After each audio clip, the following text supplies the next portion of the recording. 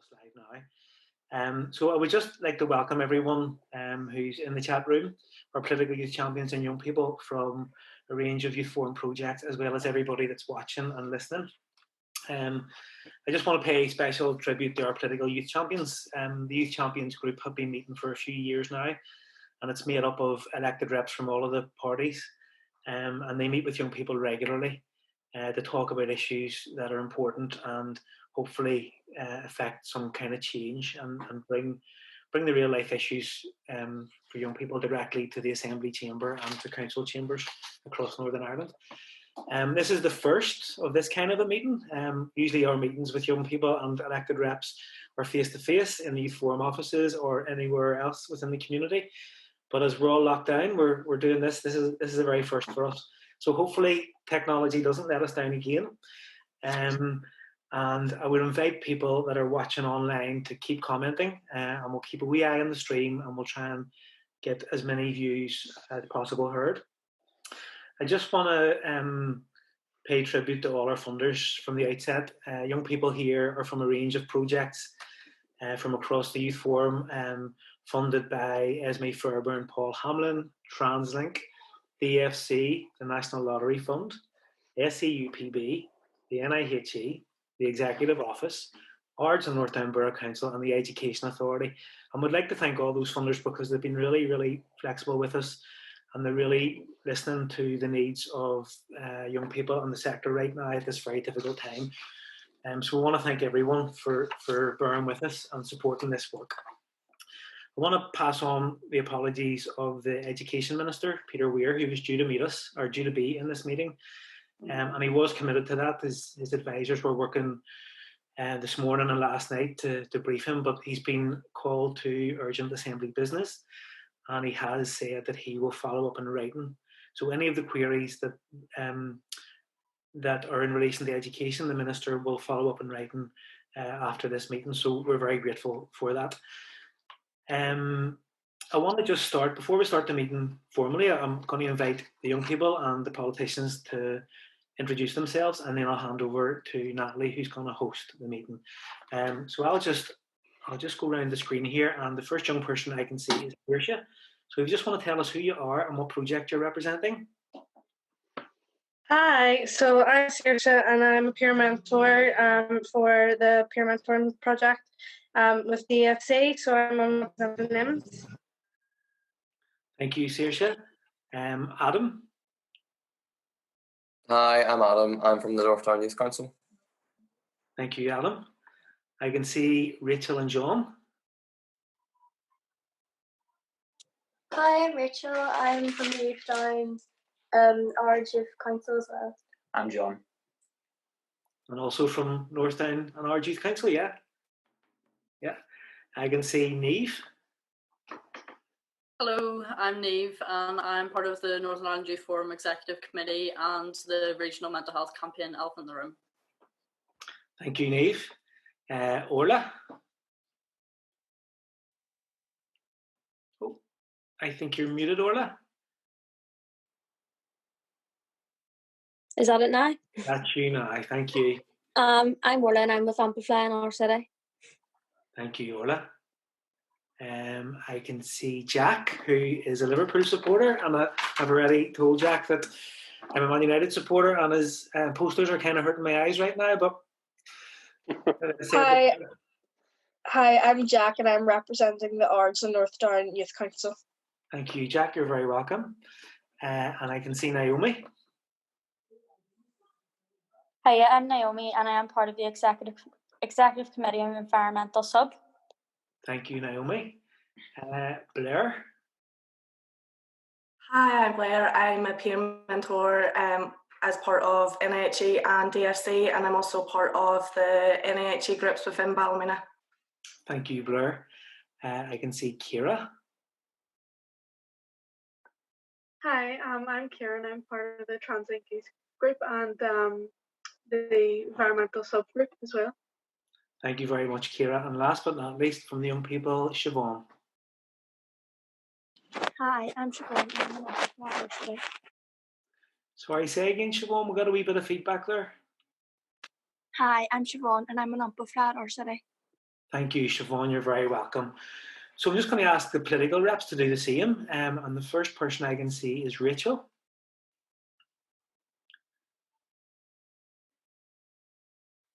Oh, you're still muted, Rachel. That's Sorry, you. hi, I'm Rachel Woods. I'm the MLA for North Down for the Green Party. Thank you very much, Rachel. Catherine.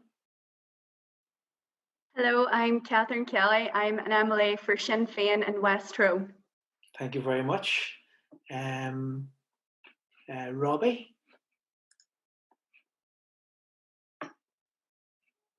Oh, Robbie, you're muted. If you could just. Oh, you're Is that us? That's you now, Okay. Robbie. Thank you. Yeah, Robbie Butler, Ulster Unionist MLA for Lagan Valley Mental Health Spokesperson and Education Committee Member. Thank you, Robbie. Sorcha.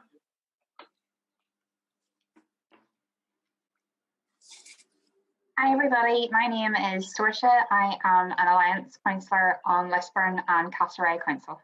Thank you, Sorcha. Jerry.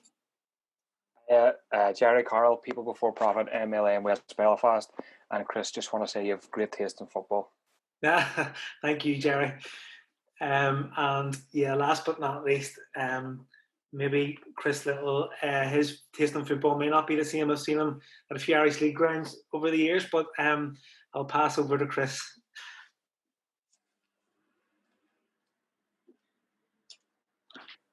Yeah, Chris, you're still muted, sorry.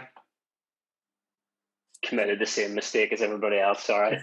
Yeah, Chris Little, MLA for East Belfast with the Alliance Party and chairperson of the Education Committee at the Assembly. Glen Tourne, a Man United fan, Chris. Man United, don't know about the Glens, but no, thanks very much. Us Man United fans are kind of suffering in silence right now, but they are. We'll say the less said, the better. But look, thanks everyone for the intros and thanks for your time. I'm going to pass over to Natalie, who's going to host the meeting from here. Thank you so much. Thank you, Chris. So, hi everybody, my name's Natalie and I'm a participation development worker at the Northern Ireland Youth Forum. So firstly, I'd like to say a big thank you to all the young people that completed our COVID-19 survey. We had a staggering 780 responses within 7 days and over 600 questions were submitted by young people throughout the region. So the group of young people who are here today have worked extremely hard to get these questions down to 20 with 9 different themes. The themes that have emerged are education, PPE and testing, lockdown and fake news, mental health, the economy, environment and transport, housing rates and homelessness, what can young people do, and youth service cuts.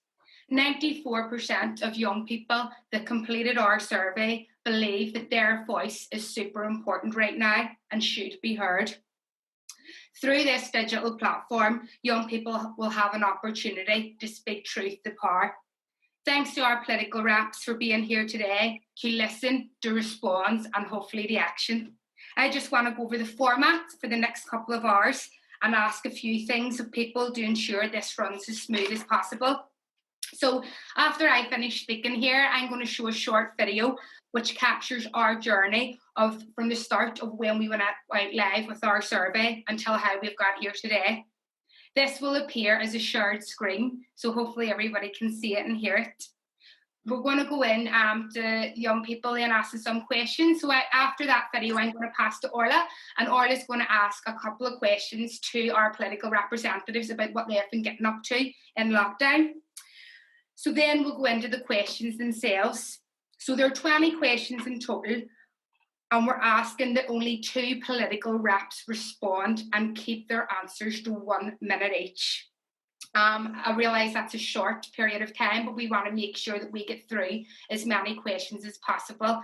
Plus, we will be strict on time, and Lauren has the power to mute people's mics.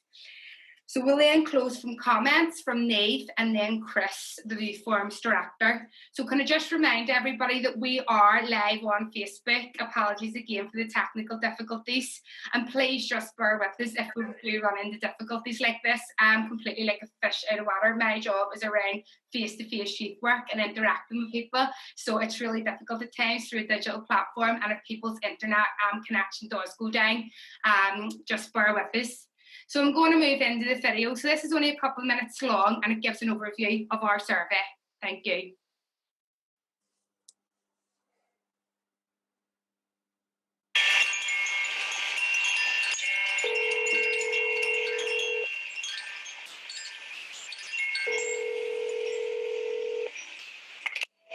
In this unique and unprecedented time, we will continue to promote the voice of young people.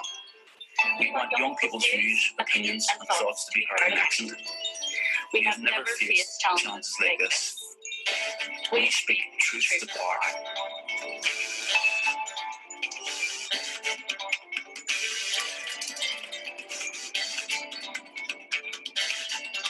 We will tell power.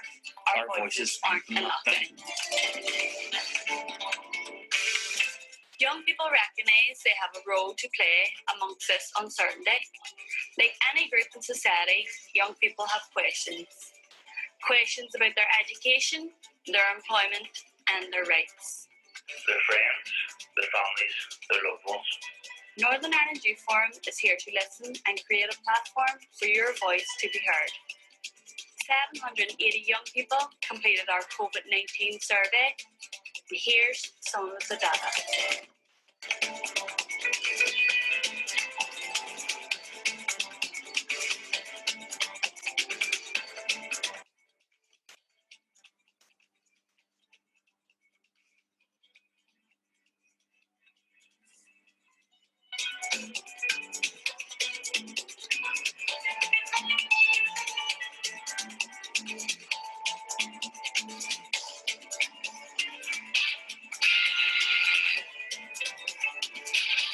COVID-19 has us on lockdown, but it will not silence us.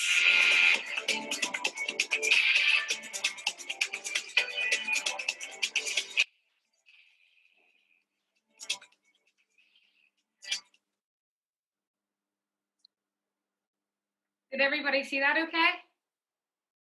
Okay. Okay, so I'm just going to pass to Orla. Orla has 2 questions and they're just quick answers, and Orla's going to ask the first question to each of the political reps. So you good to go, Orla? Is your mic unmuted? Yep. Happy day. So you pick there who you want to ask the first question to. Can I ask the first question? Yeah.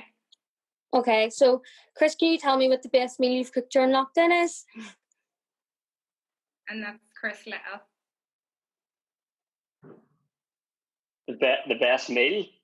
Yep. Yeah, okay. I'm not a very good cook, but I do make a reasonably good spaghetti bolognese. My son and I really enjoy a wee bit of spaghetti bolognese, so we have been living on spaghetti bolognese for the last wee while. That and I'm partial to a nice poached egg for breakfast as well. Good. Nice. Okay, so next can I ask Rachel the next question? Yeah. Rachel, what's the most creative thing you've done during lockdown? Well, I think it's creative. Other people might not, but I used to go to art college when I was younger, so I started drawing again. So I've drawn one picture. I don't know if it would get me back into art college, but I got my pencils and my pens out and started drawing. I haven't done anything else since. I just did one, but I draw a fish, so that's what I've done. That's good. Rachel, you're going to have to share that picture now that you've told the world. Fine, you pay for it.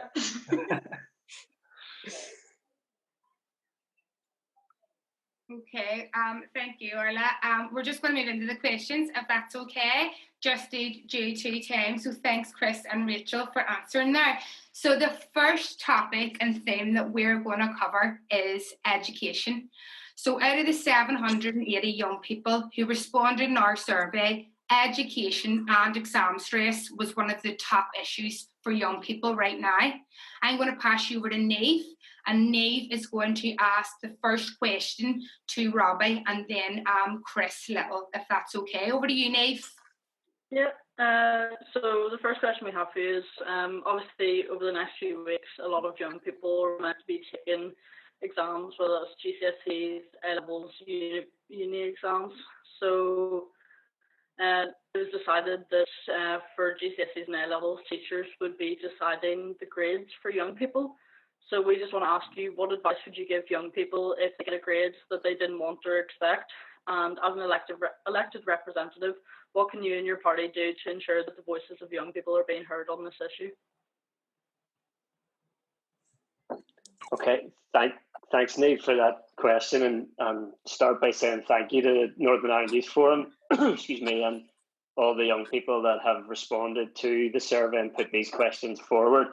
I think it's important as well to say thank you to children and young people for the part that they're playing in the fight against coronavirus. You've sacrificed an awful lot by being at home and not at school. By not being able to sit those exams that you've worked so hard towards. You're playing a huge part in keeping families and other children and young people across Northern Ireland safe during this completely unprecedented public health emergency. So we say thank you to all children and young people that are sacrificing in that way. As you've said, the Education Minister has cancelled exam and teachers will be predicting grades. We're trying to make sure children and young people have their voices heard via the Education Committee, and I'd be glad to host a deputation of children and young people at the Education Committee in the coming weeks to make sure that we feed back the issues that are being raised here today. But there will be a robust appeal process in place for any young person who is not satisfied with the outcome of their grades, and in particular, I know young people are particularly frustrated about the AS level not being an awarded score that will count towards their A-level result next year. And we've been asking questions about that. So any specific questions that young people have about that grading process, we'd be glad to raise them with the Education Minister for you. Thank you, Chris. Just a wee bit over time there, but since it was the first question, I'll let you run Sorry. Robbie, we're going to go to you, if that's okay, to answer the same question. Let NIYF know if you needed to repeat it. Sure, no, that's okay. Chris probably thought he was chairing the Education Committee again there because he always runs over time and takes my time, but I'll forgive him this time. So Chris is quite right that there will be an appeals process for students. However, I don't think that has been robustly created yet. I do know that it's not going to be, you're not going to be able to appeal directly to the school or through the teachings. It'll be through the examination board. And we have raised through the committee our concerns with regard to how grades would be attributed and then the perception of bias and favoritism and that type of stuff. So we have got our eyes on it. But what I think is really, really important is that I did my 11 plus it was back then, which is the AQA exam, and the transfer test, and I failed it. Do you know what I mean? So sometimes when you get a result, whether you can get it regraded or not, it's only an indication of what you need to do next to get somewhere else. So don't let any exam result, good or bad, indicate what your future is. So there will be an appeals process, but don't be getting bogged down in the achievement of high grades too. There's always another route.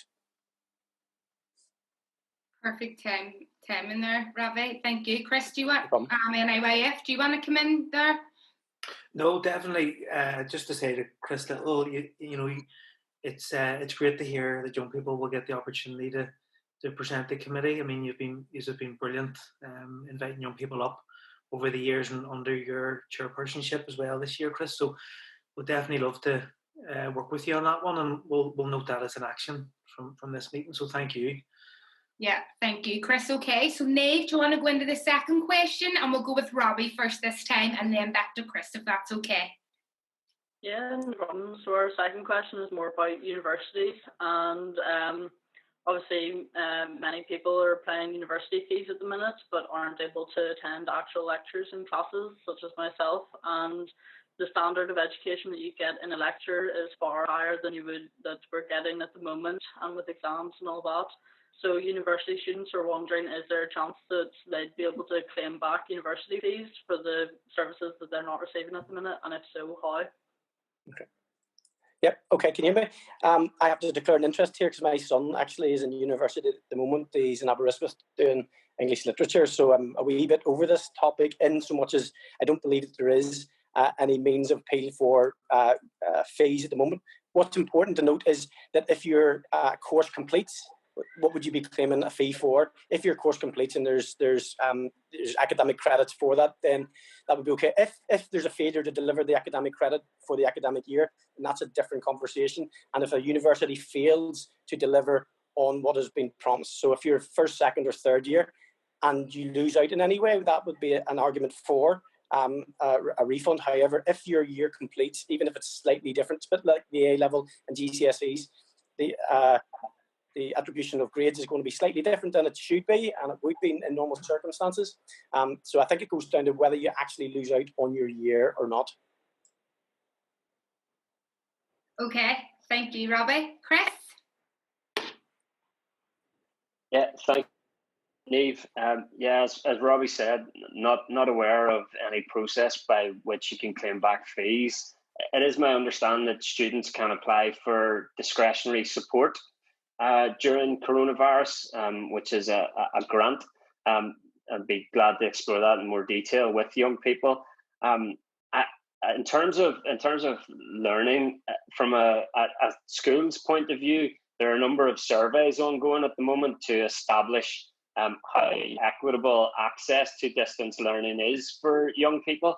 I know there's different access to internet, there's different access to computers, and time commitments in terms of work and key working during this time. So I think it's important that we explore what level of access to learning university students are gaining as well. I know some lectures can be extremely creative and make sure that their lecture notes are online with voice format added to them. Some great innovations and lectures being interactive with students as well to make sure that they are able to get full access to the learning they would experience and to complete their courses to the level that they need to. But I think this is an area that we do need to explore in more detail the longer the social isolation continues. Okay, thanks very much. Yeah, just to add, just for note, NUS USI are a strategic partner of the Youth Forum, and this morning I spoke with Nora Duncan there, who's one of their development officers, and she was saying that they're totally inundated. Students have big issues at the moment, and probably some of this actually overlaps into the housing area because we did hear reports that students were still getting charged rent, even though they were all sent home from uni. So it's probably one worth keeping our eyes on, and I'm sure that will develop over coming weeks and months. Thank you. Niamh, do you want to move into the last question? Yeah, no problem. We as young people feel that depending on what school or university you attend, there are big inconsistencies with messages being given out about what work, even just within the school itself. You're told one thing and then you're told another. And depending on what work you're doing at home and stuff, what decisions have been made with teachers deciding grades, what measures are being put in place to ensure that all young people are receiving the same and accurate information. Chris, do you want to go first on that one? Yeah, sure. I mean, obviously, the Education Minister is trying to make sure that clear information goes out in relation to how grading is going to be calculated and awarded. He has deferred to schools to make sure that information is being sent about distance learning and how to stay in contact with the school. And my message would be in terms of mental health, in terms of learning, to maintain as much distance learning activity as home as possible for a young person.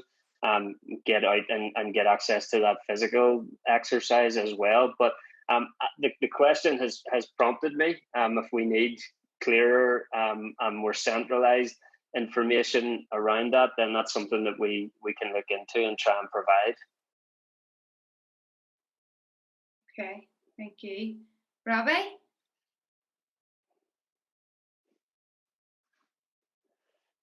You're muted there, Robbie. That must happen automatically, does it? Do I have to unmute it each time myself? Sorry, yep. All right. Technology hasn't caught up with my head yet. In there, yeah. Okay, great. Okay, so from everything that I've seen with keeping in contact with teaching reps, schools, colleges, I think what has happened is that in unprecedented times, the education sector has stepped up here, actually, and have done quite innovative ways of teaching. There are gaps and there are people, sadly, who may fall through that, but I do believe that the Minister and the Education Committee are seeing that as a priority. Chris has touched on some of the areas which we speak on an absolute weekly basis to try and narrow down those gaps to make sure that nobody's left behind. That's really, really important. Students have a role to play in feeding back to their teachers and their schools as well. But the one thing that must be remembered here, and I'll use the transfer test as another example, because we can't collate exactly what people are getting at home at the moment because of the different supports that each child's getting. Any tests that come up or any grading can only be based on what has happened up to the point of social isolation. So, and no student should be tested post, say, 20th of March until the end of the normal academic year. So we have to take the stress away from students to believe that they've anything to keep up with at the moment. Everything that's being done at the moment should be done in terms of a maintenance, but not as a competition.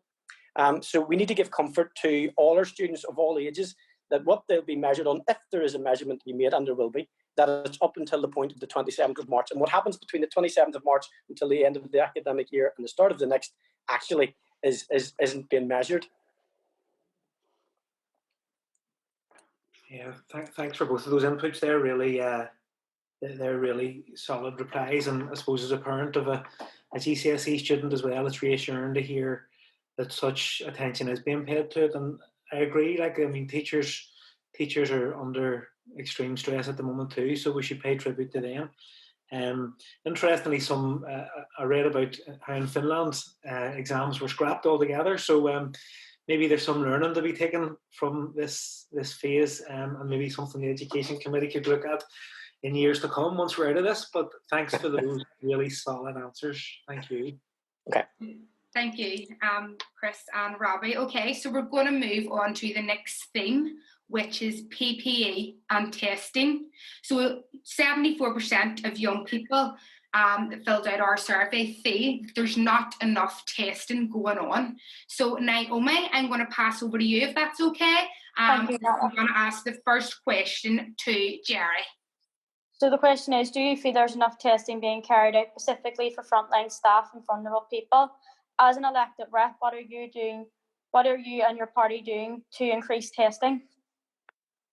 Yeah, just checking you hear me okay. Yeah, thanks for the question, and I'm happy to be here as well. Thanks. Yeah, I agree with the respondents to the survey. I don't think nowhere near enough is being done around the issue of testing.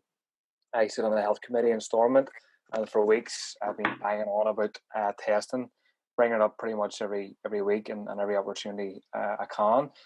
And I think there's been a slowness to implement testing. We've saw from other countries around the world, South Korea, Taiwan, and other places, that testing is essential to understand how far the virus has spread and also what responses required to tackle it. So I think not enough has been done.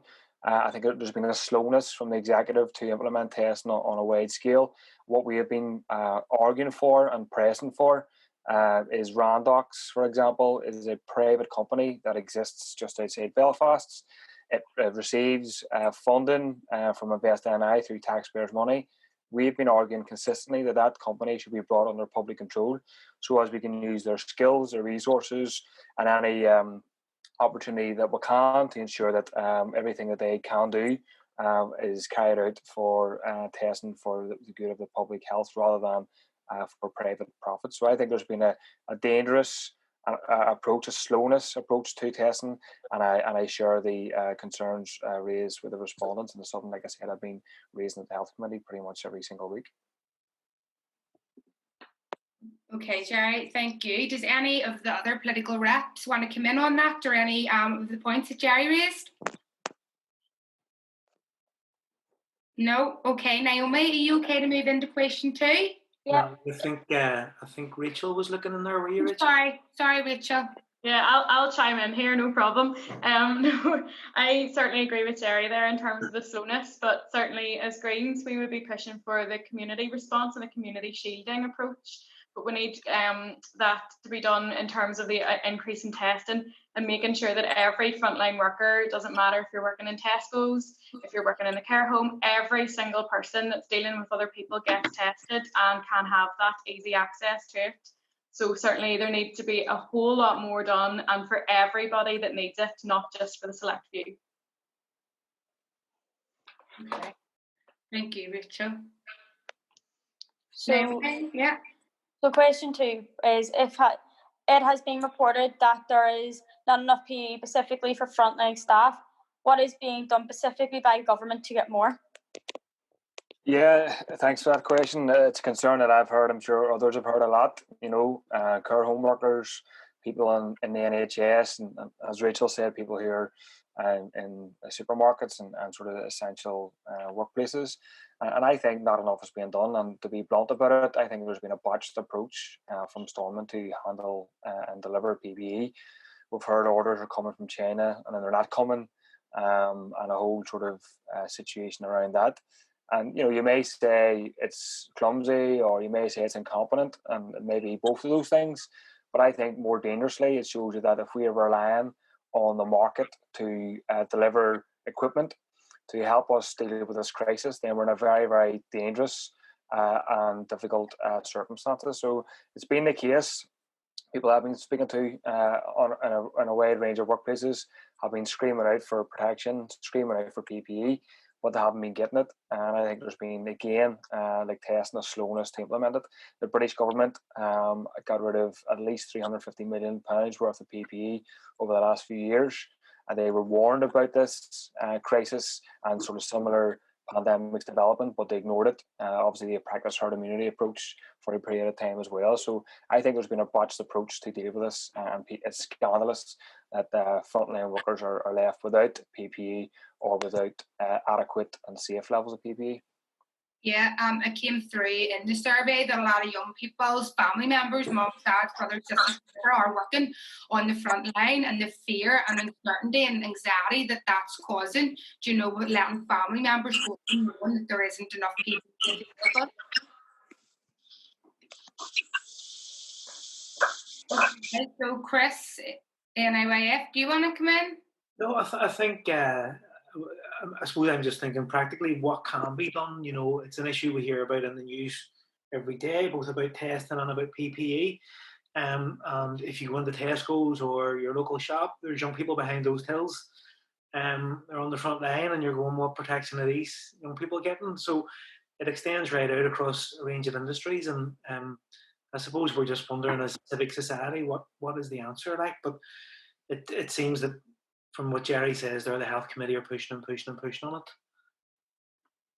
Yeah, there's something else if I can add, Natalie, kind of quickly here. Yeah, quickly, yeah. I know there's nobody else responding, so I'm being a bit cheeky with time here, but I mean, it's something that was raised with me. Bombardier workers, obviously there was a concern about them returning to work, and they informed me that a significant amount of PPE arrived on Monday in that company to bring people back into work, in my view, in a non-essential workforce, but nothing was really done, to my knowledge, to try and acquire that PPE equipment to give it to the frontline workers in Tesco's and Sainsbury's or wherever else. And I think there needs to be a fundamentally different approach to how we deal with this. This is not normal time, so we need extraordinary responses to this crisis. Natalie, can I come in there just for 1 second? Yeah. Firstly, I would like to commend the many people across the north who are currently sewing scrubs for health and social care workers. They're making masks, visors, and raising funds to purchase PPE for those on the front line in their local communities. Many of the inspiring people are young people. The lack of PPE has been a huge issue from day one. from the coronavirus arrived in this island. And I know that there has been so many frontline workers crying out for it. I think thankfully now the majority of people do have access to it, although there is still not an adequate enough amount. And I know that there is continued effort to ensure that there is more. The likes of O'Neill's in my constituency in Strabane was one of the first companies to become a local supplier. And local supplies are very important, and consequently they are helping to actually sustain the local economy.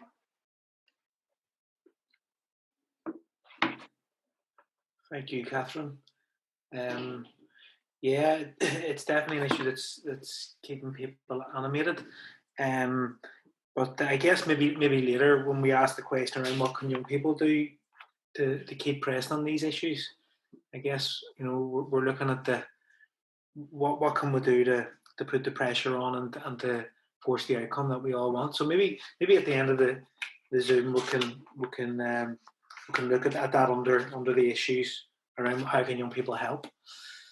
Yeah. Okay, thank you. So we're going to move into the next theme now, which is lockdown and fake news.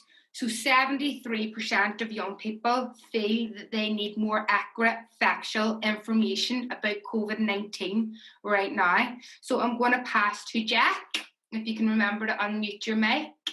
Yeah.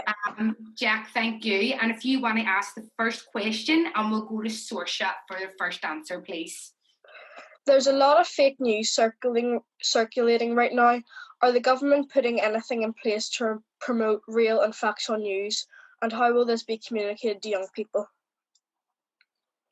Thank you very much for the question, and thank you so much for setting this up today. I really appreciate the opportunity to just listen firstly to what you guys have to say and take your concerns on board. I think because this is such a huge and constantly changing picture, it's a real challenge to try and get any sort of a picture as to what's happening, and B, to keep that updated and factually correct. I think due to previous, for example, election campaigns that we've seen where people have been putting out, fake ads as such or fake news, we've seen the likes of Twitter, for example, change their platforms and what they have on there and how that's moderated.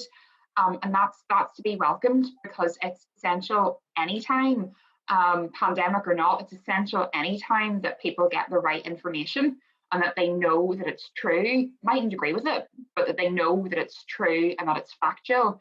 And I saw, for example, an ad on Facebook, and it was probably about 4 weeks ago, and I actually ended up reporting it because it said you can gargle with lemon water and get rid of coronavirus or whatever. And that was shared by people who I thought would have been able to tell this is clearly, fake news. This is clearly not medically correct. They weren't stupid people. They were smart people, and they're able to think for themselves. But in times of crisis, people want to reach out and get information, whether they think it's true to them, it's information and it's helpful. But I think what we need to do now is what is being done so far as there is daily communication on what the current state of play is. That's really important so that we know where we are. And because it's a constantly changing picture, people are getting information in different ways all the time. That is something that we can work on. It isn't perfect. It's not going to be perfect because it is constantly changing. But what we can do is start to roll out those messages, for example, social distancing, washing hands, making sure that people obey those actions to keep each other safe, frankly. But that is something that we need to look at in more detail and need to make sure, and also to tie into Nave's earlier point as well about communications going out to young people right across Northern Ireland in a timely way and a consistent way. So that's definitely something that we need to keep working on. Okay, thank you. Saoirse, I'm going to ask Rachel to come in, if that's okay.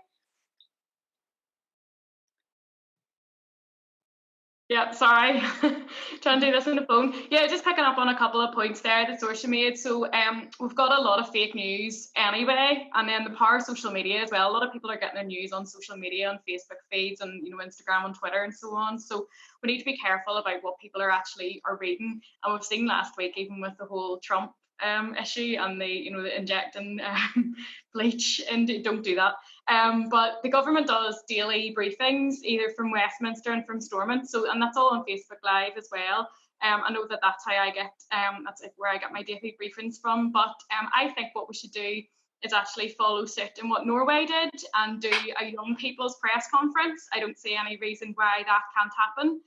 Our ministers are attending, so why can't they address young people and then take questions just like they do on their daily briefings from newspapers and from journalists, is that they can answer their questions that way. So certainly we just need to know that communication is really important, and getting your communication not from self-proclaimed experts on social media is probably a really good thing. Yeah, Rachel, I've been following the Norwegian stuff myself, and it's amazing that the young people are given that platform and treated as equal members of society, and their opinions and views recognised. So I think that's brilliant what you're saying. Is there any way you could try and organise that or put that forward? Yeah, 100%. Put it forward, not a problem. I'll not make any promises that I can organise it, but I'll certainly be putting it forward to the ministers to maybe try and organise that in the press office from the office of the Deputy First and First Minister, of course.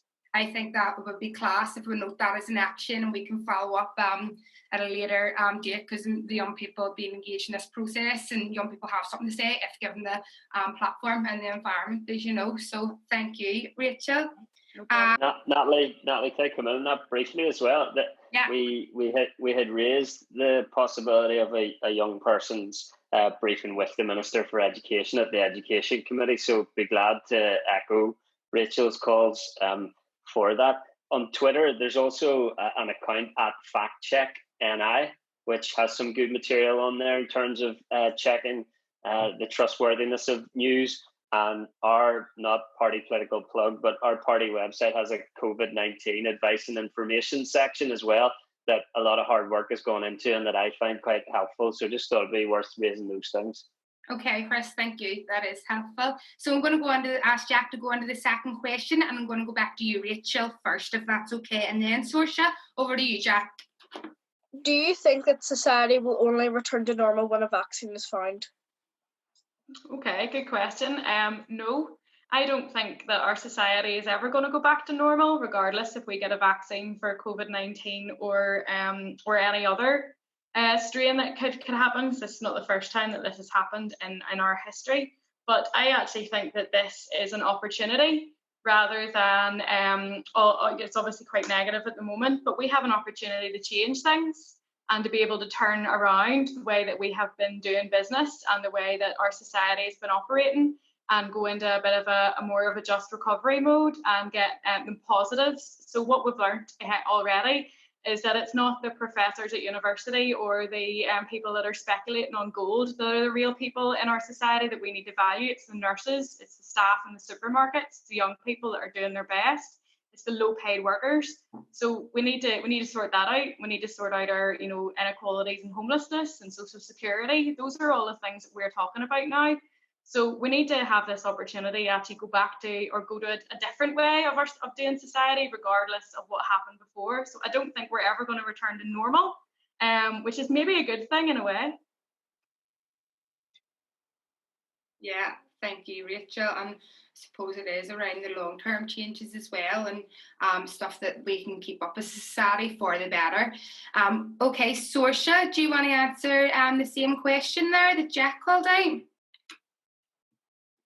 It's a tough question because, we're all people in this together, and everybody wants to have some level of normality, even just to make themselves feel a wee bit more stable. I'm just the same as anybody else. Like, I'm sure we've all had our wee wobbles where you sort of realise, actually, I can't just go to my friend, or I can't go and get my hair done, or I can't go and see my granny or whatever. And then it's much bigger picture stuff, like you're not sitting exams, you're maybe having your driving test cancelled or whatever. But I think that there has been a point now where people in society have come to realise that if you take, for example, care workers who are out there, you know, risking their own health to help save others, and whenever you look at the pay and conditions that they're on, we need to be doing so much more to make sure that everybody has secure and safe employment, because there have been so much abuse of, example, 0 hours contracts, people who can't get secure and stable work. And if you don't have a stable and secure job, how are you going to try and move on and get the likes of, you know, maybe able to pay for a car or rent or whatever it may be? And I think we need to take the chance now to realise that those people that would have been previously, and I absolutely hate this, those people that would have been previously called low skilled or unskilled, there's no such thing as low skilled or unskilled. They're all skilled jobs, and what you've actually seen is that it isn't the likes of bankers that have been on the front line of this. It's when people working in my old work like Tesco's, or it's when people who are working in care homes for really low pay. And now I hope everyone realises that we have to do so much more to try and fight for those people to have dignity at their work as well, and to have proper rights. There's a lot that we can take away from this. I think if you look to places like Amsterdam, for example, that have really embraced the donut economics model. So if you want to look up donut economics, it basically means that we need to have a safe and just society for everybody, so that they don't fall into the hole in the middle of the donut. And I think that's what we need to do. We need to have a compassionate society. And you've seen that response from people who have been trying to get food parcels, who have been doing masks, etc. People really pulling together.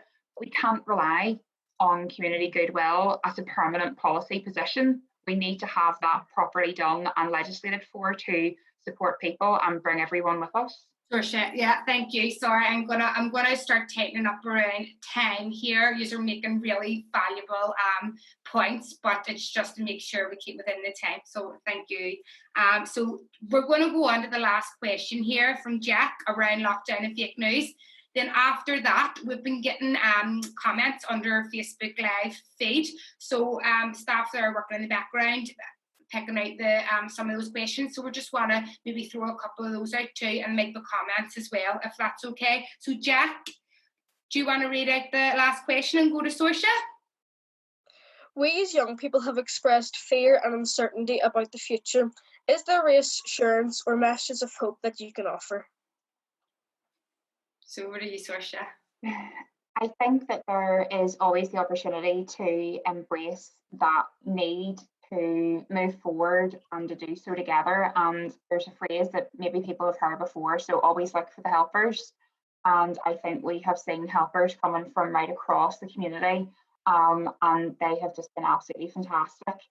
We have an opportunity to rebuild together, and that is what we will do. And we can do that now, understanding that social distancing will be with us for quite some time. But if we know that that's going to be the case, the chance for us to try and do things differently to make sure that we can keep people safe. The last thing we want to do is have another huge surge of this. What I would say is that never lose sight of that target of that day whenever we can, you know, meet our friends and family. And the best way that we can do that is to try and keep safe now, that we don't have this process drawn out any longer, and think about what we're all aiming for in the future. Thank you, Saoirse. Okay, I'm going to move over to Rachel. Thank you. Yeah, without breaking into a 90s song, things will get better. So to be honest, the future's a really scary time anyway. You know, and the unknown, and dealing with the situation at the moment where we don't really know what's going on, and the picture's changing every hour or every day. It's really difficult to hold on to those certainties that we had beforehand, but it's really important that you all realise that just like everybody else, we're all building resilience here, and that we are building our confidence in dealing with, you know, unknown and with pressures to deal with it later on in life as well. So I think this brings into a couple of the questions for later on as well. It's really important to look after your mental and physical health through this. So, you know, go outside for some exercise, get some fresh air, but keep in contact with your family and your friends, and with the youth forum as well. Obviously, you know, just try and keep that bit of normality going, and it will get better. But as Saoirse said, we're doing this for a reason, and we will be back out seeing our families and our friends and doing our routines again. But we just have to keep going as it is at the moment, and it is difficult, but we're all in this together. Okay, thank you, Rachel. And yes, some important points there by Saoirse and Rachel. Chris, do you want to read some? Chris Quinn, do you want to read some comments that have came through on the live stream on Facebook?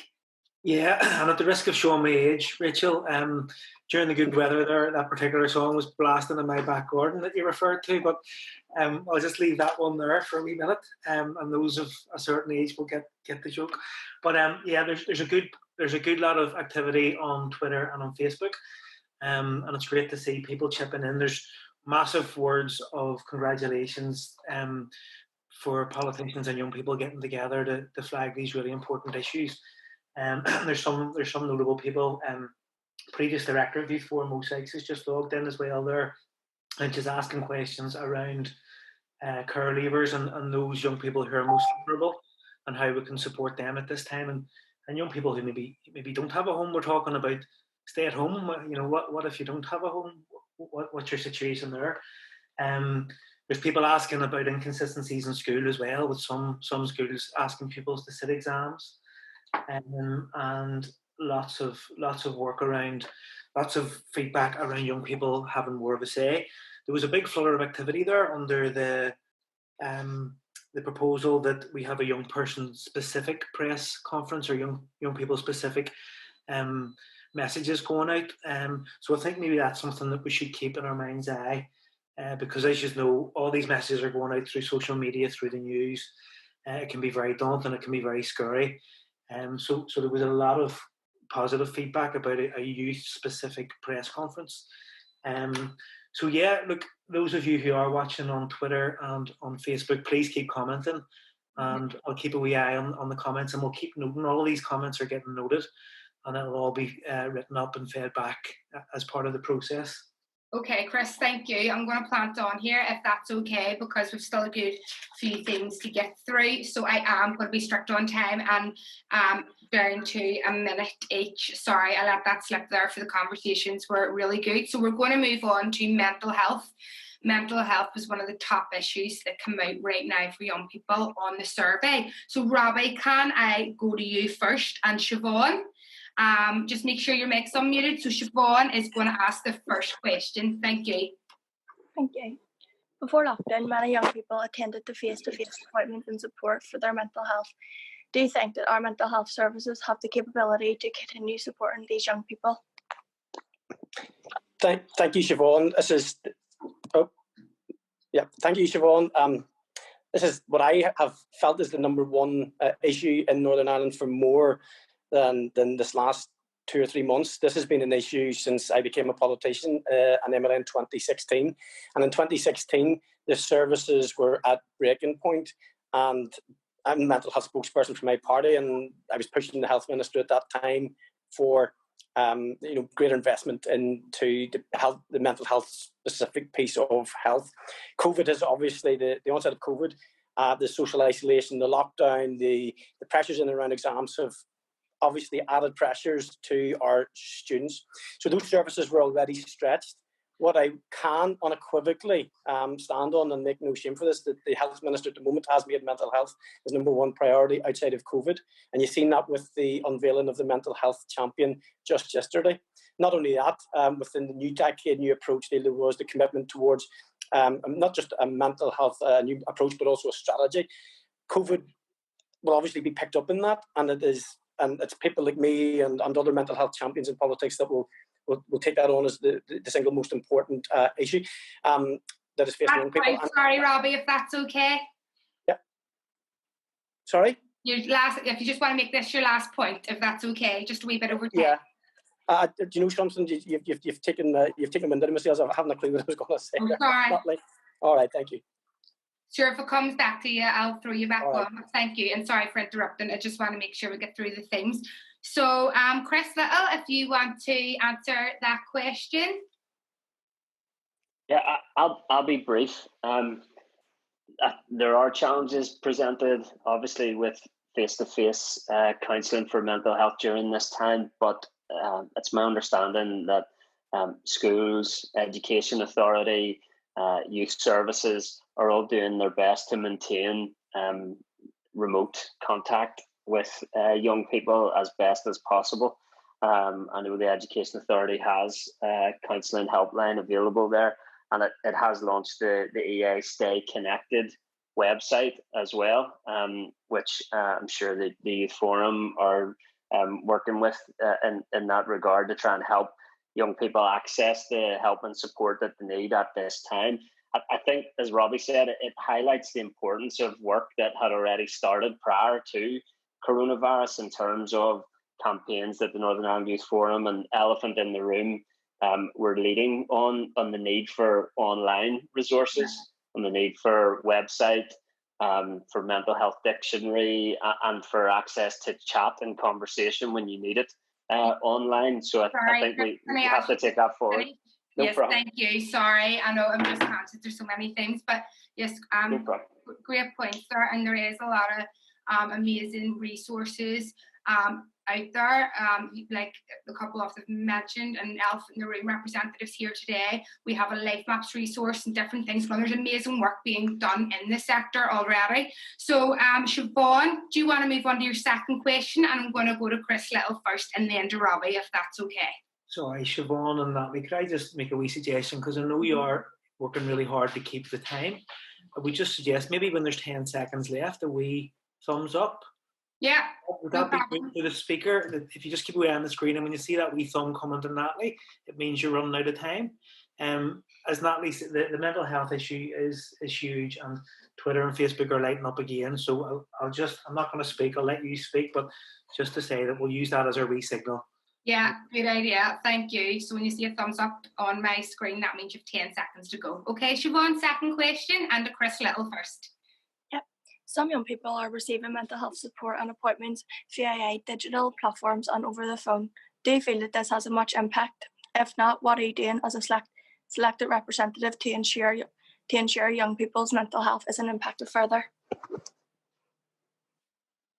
I think I'd started answering that question in the last one, apologies, but obviously during social isolation, it is important that online resources are available. I mentioned the Education Authority work, and Natalie mentioned a lot of other sites there as well. We have to make sure that people that need support are able to access it as well. And my colleague Paula Bradshaw and I had asked the Health Minister about whether there is a need for a bespoke acute mental health facility available at this moment in time for emergency referrals, as well as that type of online support as well. Okay, thank you. Robbie? Hope that thumbs up isn't for me. I've just started.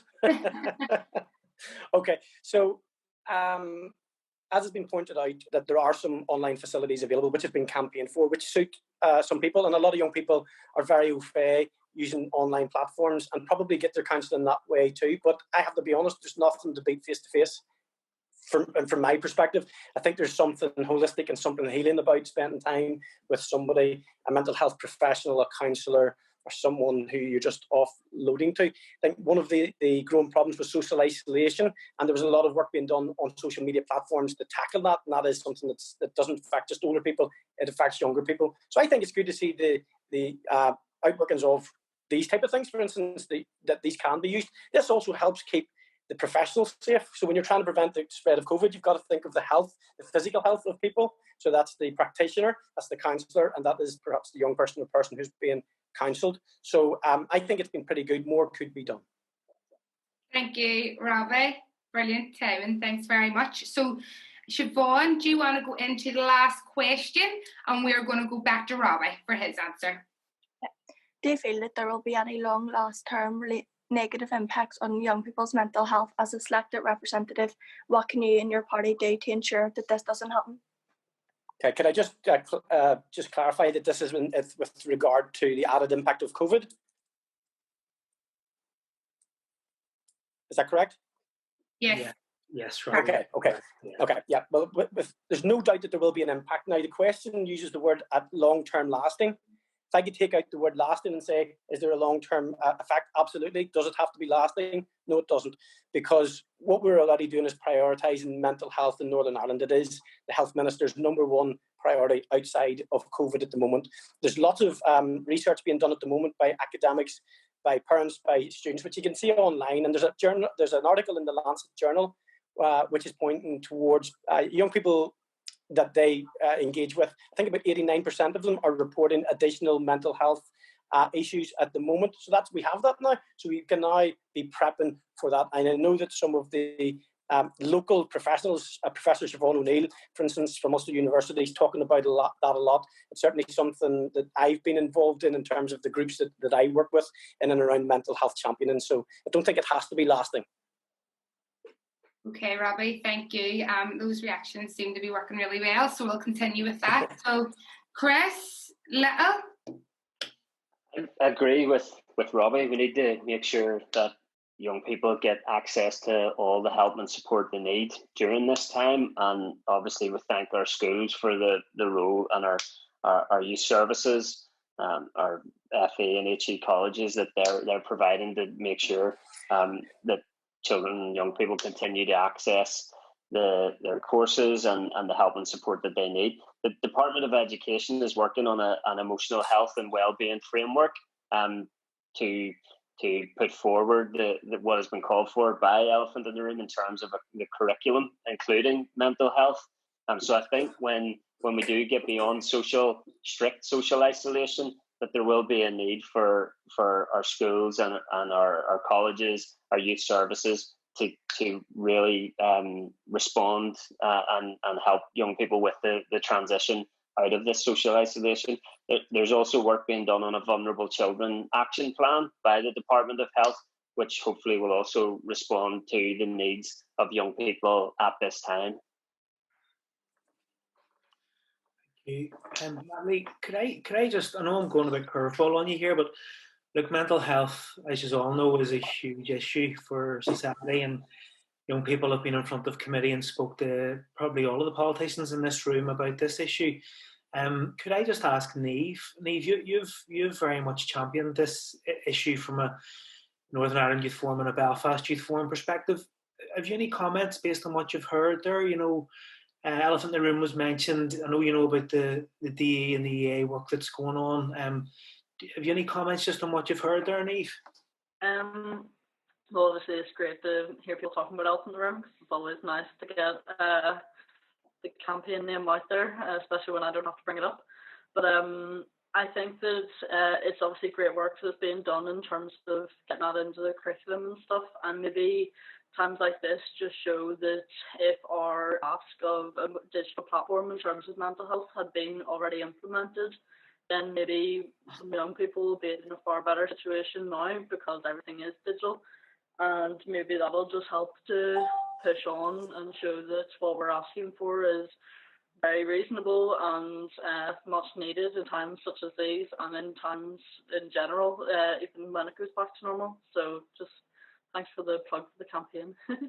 You're welcome. Thank you for your hard work on the campaign, Niamh. It's been a really fantastic one. So fair play.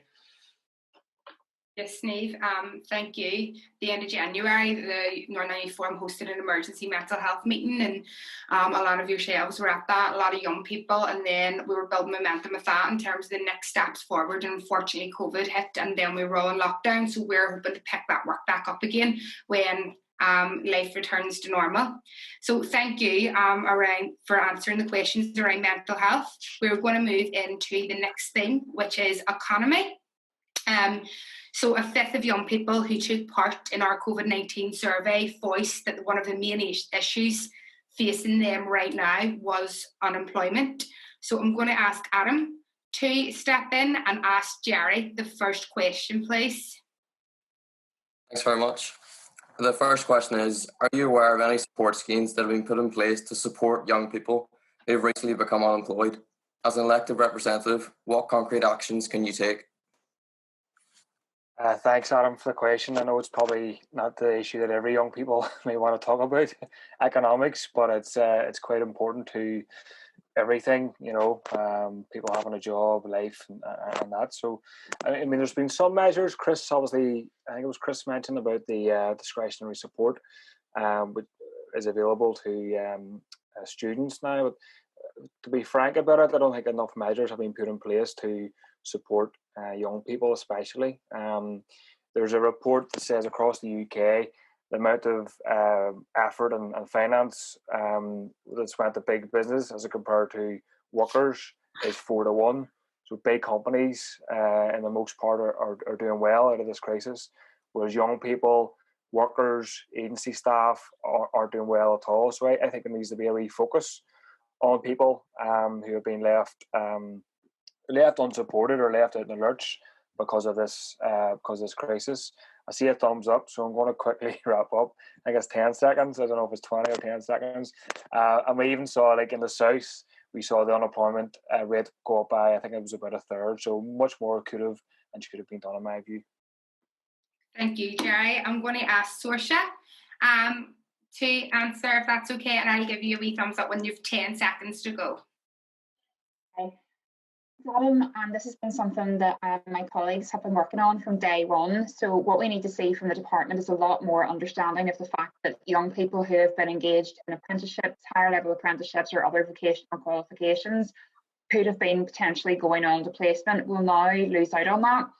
What we're trying to suggest is that there needs to be more opportunities for young people, particularly to fill gaps. So for example, we know that food is going to continue as an essential service. Let's get young people opportunities into whether that be, starting managerial roles in food warehousing, retail operations, stock control. Let's get more young people out into, cybersecurity academies if they're that way minded. Let's get more people opportunities to work within health and social care if that is what they want. And we need to have an understanding that this needs to be targeted. So unfortunately, there are maybe some sectors that aren't able to be active at the minute. A lot of my friends are involved in the beauty industry and they unfortunately can't work right now. Thank you, Saoirse. Sorry, I'm going to have no problem. No problem. Thank you. So the next question, if that's okay, Adam, we're going to go back to Saoirse, if that's okay. Yeah, no problem. How do you feel COVID-19 will impact the economy in the future? I think we're going to see a very big impact in terms of the shrinking of growth. But what we need to understand as well is that we shouldn't be measuring the economy on GDP purely as one factor. We need to be looking at the work-life balance of workers and understand that workers, young people as well in particular, need that security of employment and need to be given that platform to go on and develop themselves into better things if that's what they want to do in life. But we need to understand that this kind of long-term pursuit of productivity and economic growth at all costs was a failing model, and it didn't deliver for our environment, it didn't deliver for us as people, and ultimately it hasn't really delivered for the economy. So we need to rebalance. We need to give young people more opportunity to get into work earlier with better opportunities rather than giving them the same old courses that they've always done. We need to be a lot more innovative and make sure that they actually lead to meaningful employment. Thank you, Saoirse. Jerry? Yeah, good question. I mean, a lot of reports indicate there's going to be a recession or a deep depression. I mean, it's likely, but it's not inevitable in my view. And for my part, I think we need to be talking more about socialist economics and dismantling capitalist economics, because I mean, capitalism has brought poverty, inequality, but a lot of reports show that actually because of food production on a capitalist basis, it's brought us viruses such as COVID-19 directly because of the relentless pursuit for profit. So I think we need a different approach in terms of the economy. I think we need to be talking about the state having a more hands-on role in the economy. We saw, like I said earlier, the problems with focusing on the market to get us PPE. It didn't work. We're now here to talk about the possibility of food shortages. So I think the government needs to step in to say, we want to take over the production of food. We want to nationalise big supermarkets because we want to see their profits redirected into public services. But also we want to end the possibility of food shortages on a quick for-profit basis, which is unfortunately how our economy and society works at the minute. Thank you, Jerry. 1 minute, 1 second. Brilliant. We're going to move into the last question for Jerry and Saoirse around economy. So Adam, if you want to go to Jerry first of all, and then Saoirse. No problem.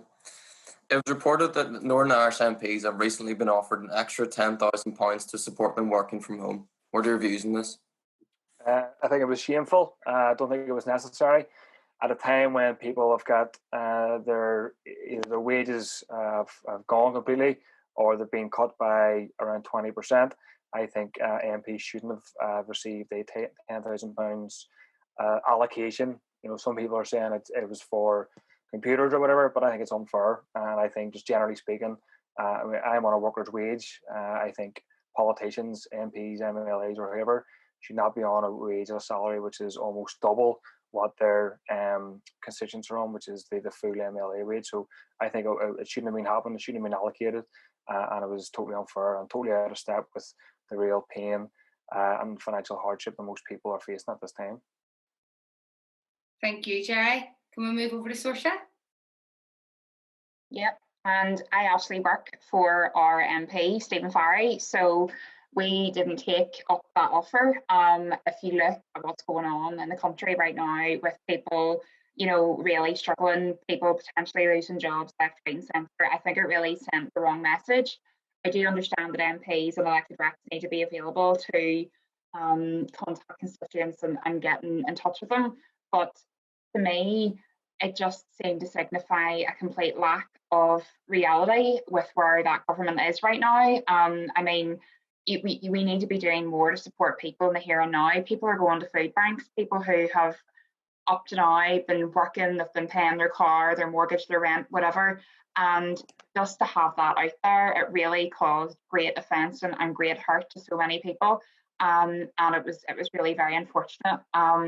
And it's about actually having a government that has lived a life where they have signed on, they understand it's tough, and none of that came through at a time whenever we really need to feel that this government is in touch with people. To me, it was bad. Thank you, Saoirse, and Jerry, for your points on that.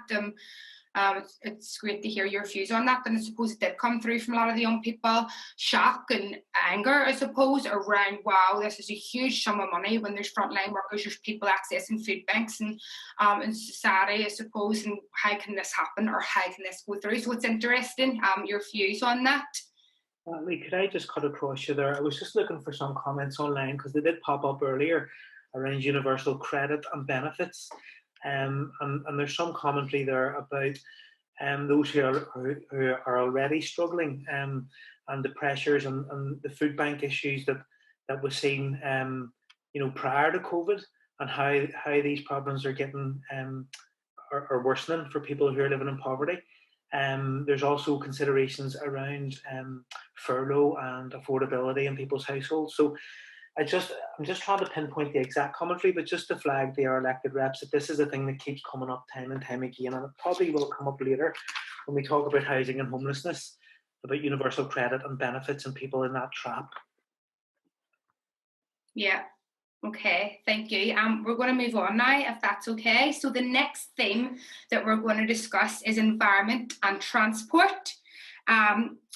Ciara is going to ask 3 questions to Rachel and Chris. So, Ciara, if you want to go ahead with the first question, and we'll go to Rachel Woods.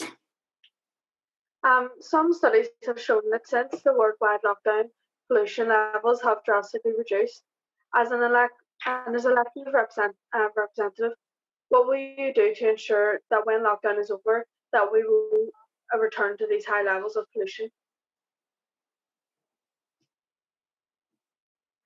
Sorry, thank you. I am really happy to be answering this. So I'm sure everybody has noticed the changes that we have going on. Even outside, if I look outside, I live in the middle of a terrace in a concrete jungle, so there's not really too much green space around. But I've noticed the birds. I can hear them every morning, and you can people are anecdotally telling us that the air is cleaner, and we know it is.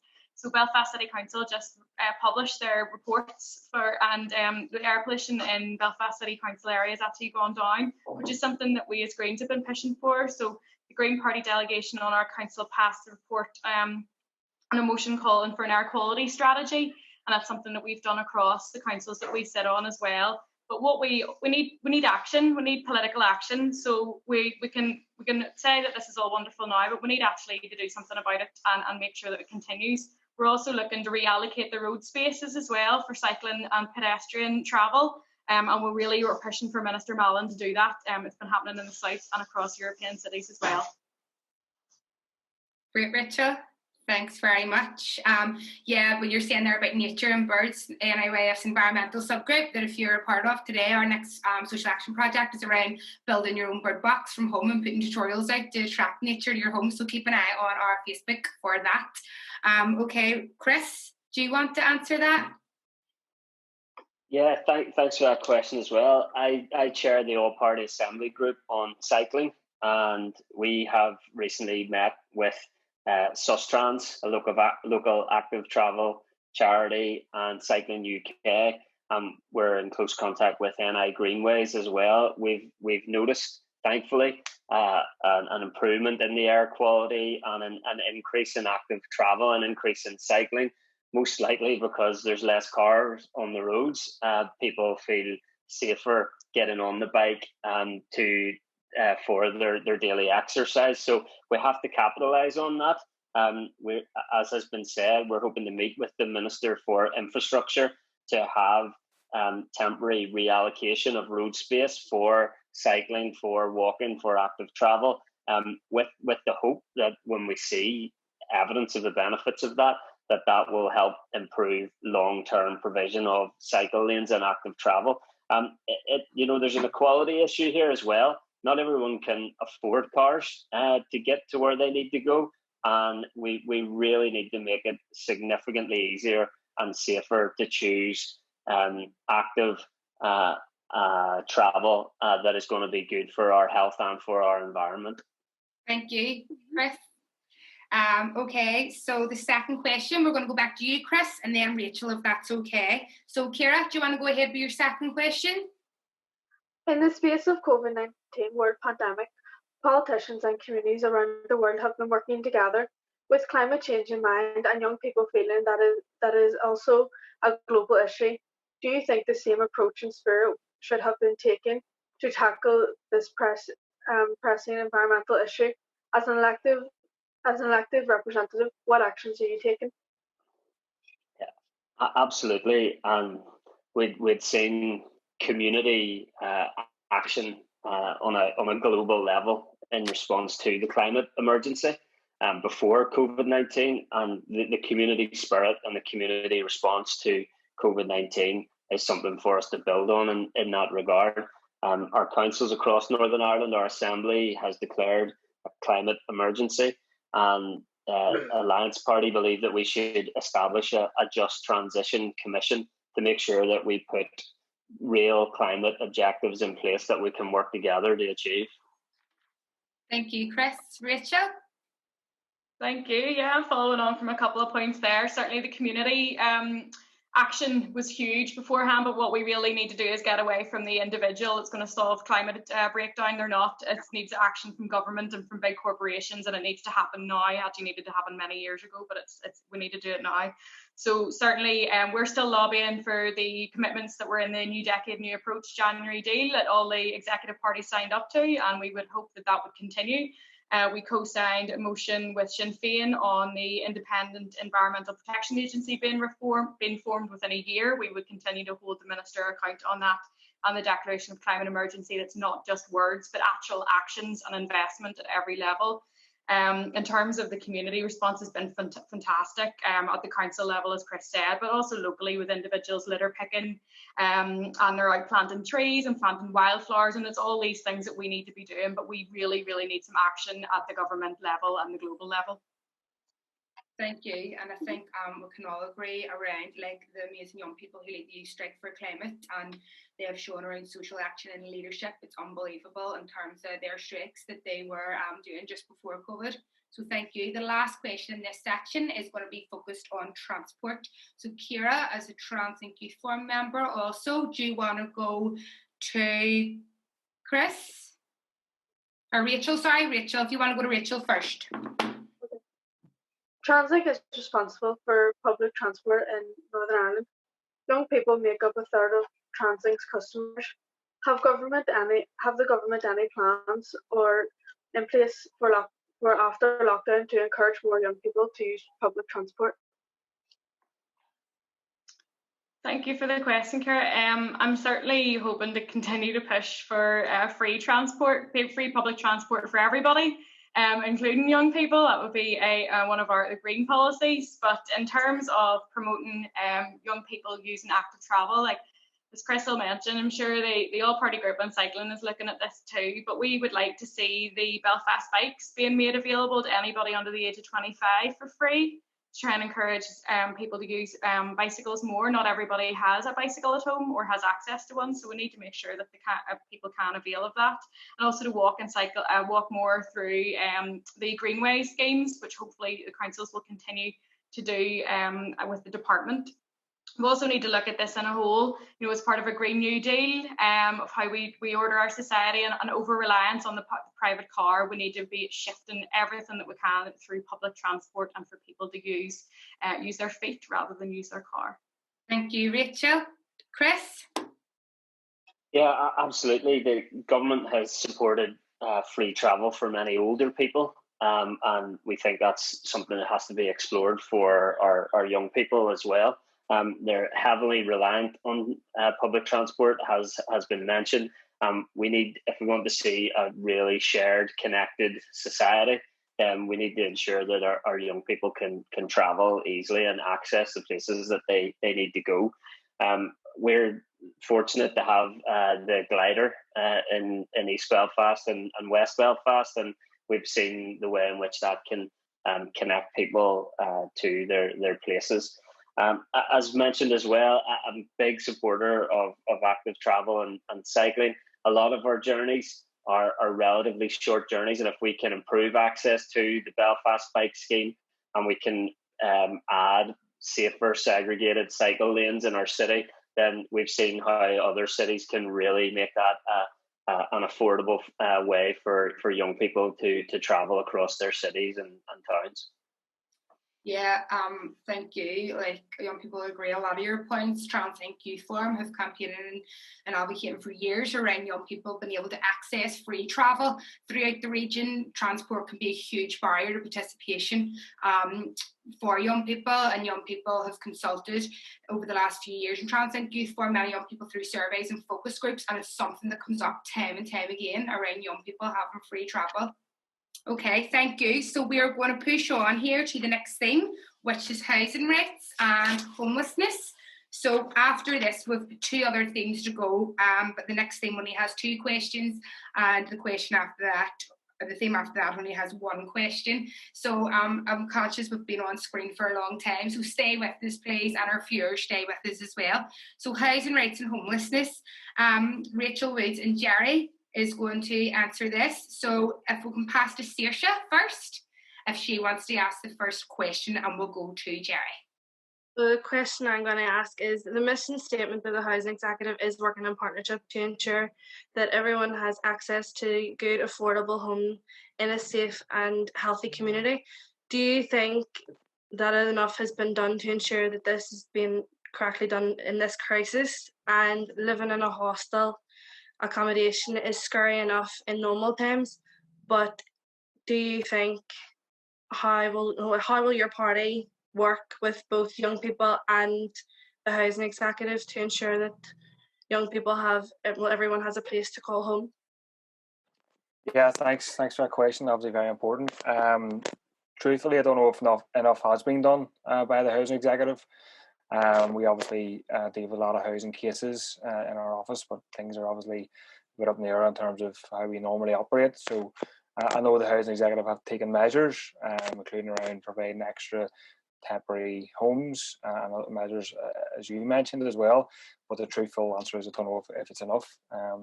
So I think that's the first point. I mean, there was a debate yesterday in Stormont around private tenancies as well, private tenants.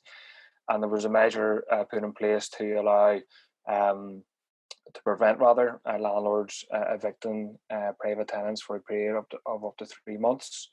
we tried to extend that to a period of 1 year, because as some people are still paying private rent. We heard earlier on about students.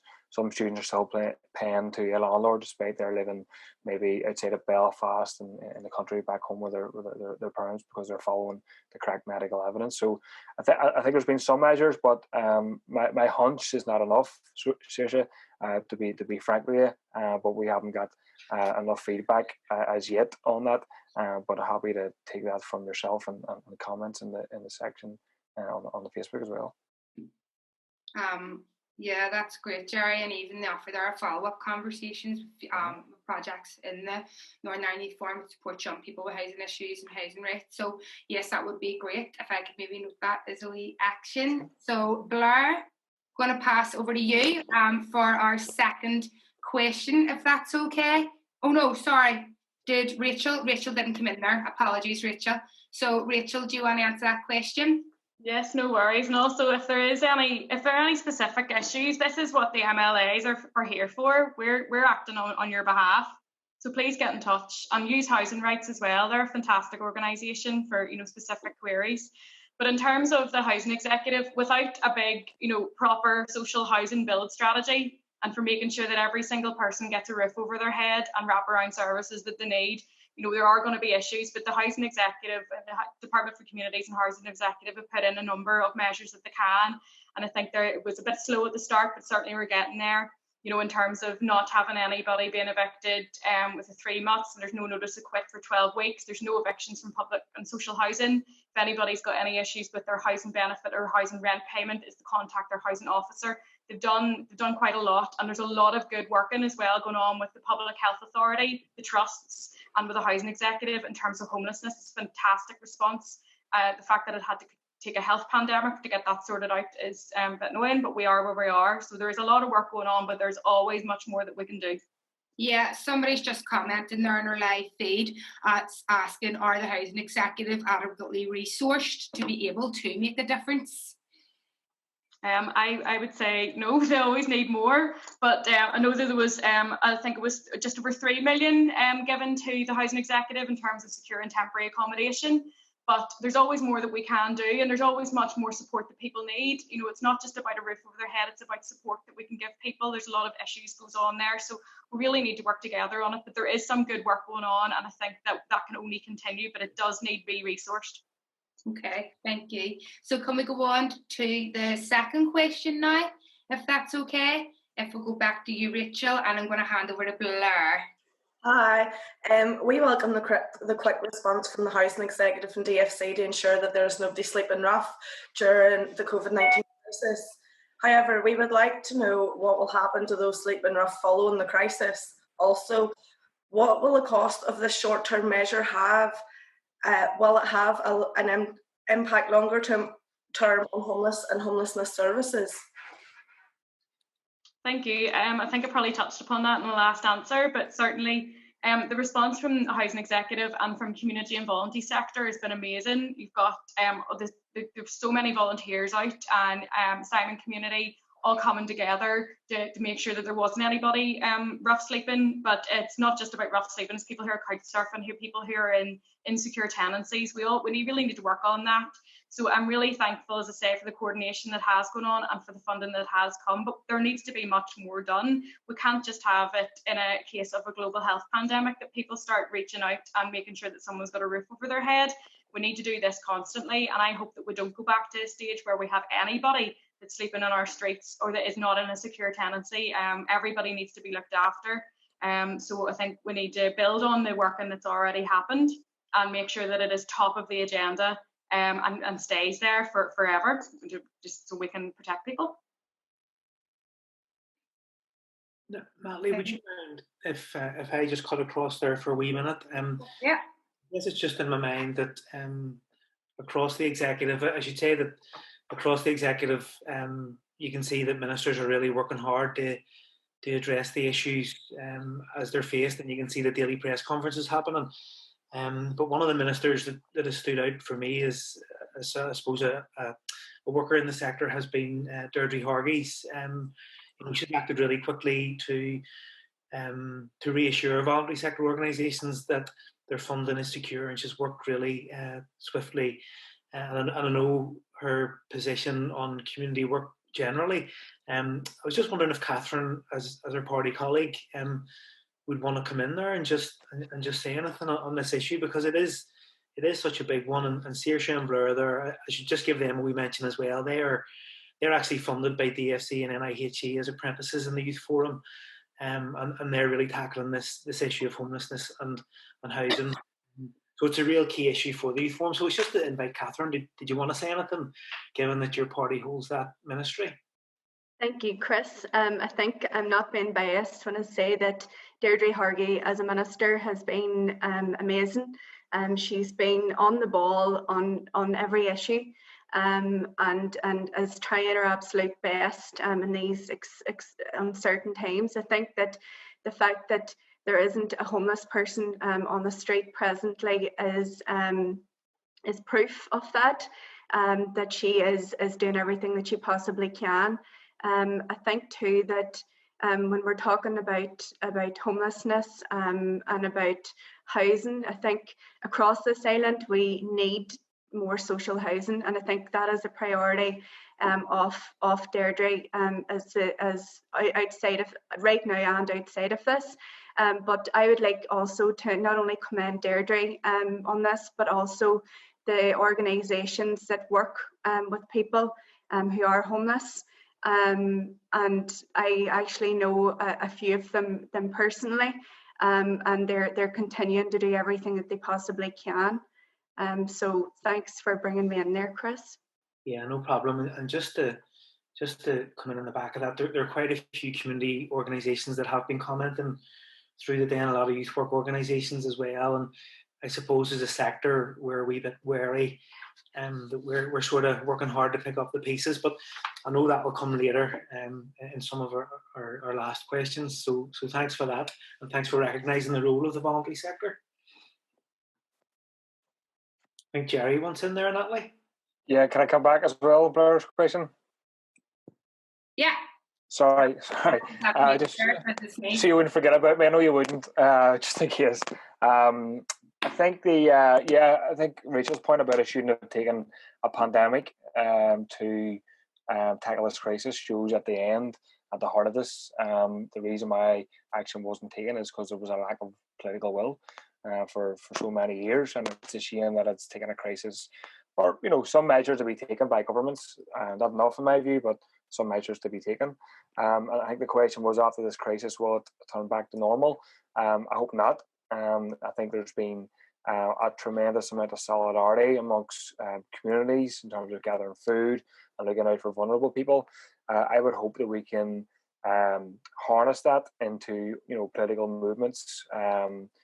People with different views on all sorts of questions, but movements for change to push to ensure governments respond on the issue of housing and a range of other issues. And I think obviously I'm old enough to remember the last recession in 2008. And during that, a lot of people lost their homes. So if an economic recession is going to happen, then obviously homelessness will likely shoot up as well. So I think we need to have a conversation about what type of economic measures governments are taking if a recession does emerge. That includes and needs to be protecting people's income, protecting and increasing people's benefits in my view, but also making sure that the housing executive is fully funded. I think Natalie asked the question, that there's very, very worrying concerns about the future of the housing executive because it's been not funded adequately enough for the last 15-20 years. So I think all those questions need to be addressed to ensure that people have a home, more homes are built, and also they're not forced to be rough sleeping on the streets. Yeah, thanks again. And look, Jerry, I just wanted to reiterate our thanks as an organisation to both the Housing Executive and to the Department for Communities for supporting our work and the projects there that have been ongoing. Okay, thank you. So we're moving into the last two things here. We're not doing too bad for time. So the next theme is, what can young people do to help. This came through strongly in the survey around young people saying, so what can we do as a group of people in society? That what can we do? What can we help? But what if we are immunocompromised? What if we are at home? So I'm going to pass on to Rachel, if that's okay. And we'll go to Catherine first, please, for the first question. Okay, so many people who have completed our COVID-19 survey expressed interest in wanting to help and support those most in need. What are your thoughts on how young people could help in a safe way, including those who cannot leave their homes? As an elected representative, how can you support us to do this? Thank you, Rachel.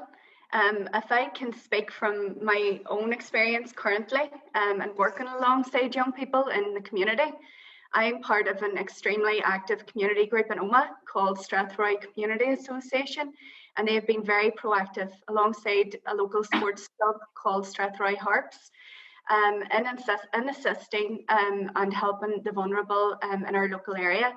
At the beginning of this public health emergency, we had identified that not everyone was on Facebook or social media, particularly elderly people and those who would need support the most. So a community leaflet was drafted up. A lot of young people helped in the distribution of this vital information, and of course adhering to social distancing in a safe and hygienic manner. Many of the young people have been assisting and helping with these initiatives, whether it be in a community cleanup, which we did last Saturday, or in a daily food and hot meal delivery that we undertake on a daily basis. Young people, from what I have seen, have been to the fore and helping out in their communities right across the north.